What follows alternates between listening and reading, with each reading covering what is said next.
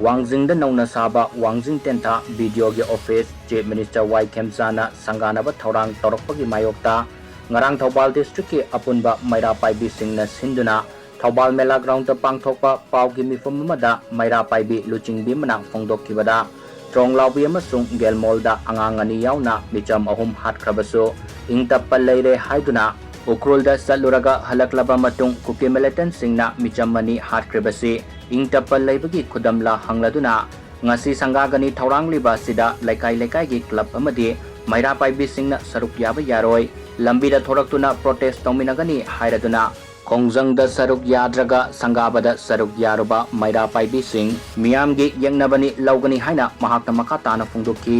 Nakalamaromda ngasigi thauram masida Chief Minister gi khongsatta atingba pirakpa khudingmak Wangjing gi miyamna sabsana thingnagani haina Wangjing New Market ta nupi singna khongjang sangsinduna kholawaina su laukre Wangjing tentha apunba nupi lup amadi coordination committee na naha singa loinana sangsingiba khongjanga mari lainana saruk yakibi nupi amana paumi singda phongdokkibada thokliba thaudok wathok awana kayada Wangjing gi miyamna saruk yarakle Tronglaubi gi thaudok tasu amata oina pendaba phongdok naki Chief Minister na video gi office sangaga doriba sida atingba pirakpa khudingmak apunba nupi lupna yaba ngamloi atuba matamda atingba handoknaba sem sabiyo karigomba atingba piramlabadi Wangjing gi apunba nupi lupna mayok nagani haina mahakna makatana phongduki nakalamaromda press na phangba pau gi matung inna ngarang ahing nongyaida masak khangdaba kharana ngasi sanggagadaba video gi office adugi table amasung sokoi na chingba kaya thugaiduna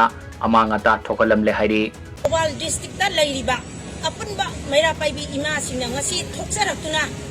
press note ama thoksari base apunga mathoi thamari 2026 ki pung ama taba matamda Manipur gi Chief Minister amadi angam athau hamnaiba kaya ga loinana security kaya na yomlaga hayang ngasi Wangjingda video office ama sangkaba lakani haibase Thoubal district ta leiriba apunba maira paibina boycott tawre haibasi gi sigidama aikoina ngasi press note asi thokjabani loinana hojak Manipur sida leiriba bekliba kari su khangjadriba mamargi matta da konaga tumjariba isani du chu hatokpiba kuki singna aduga mathakta mizam ahuma masu hatokpa santi leire hairaga urkhol da salure security mayam amana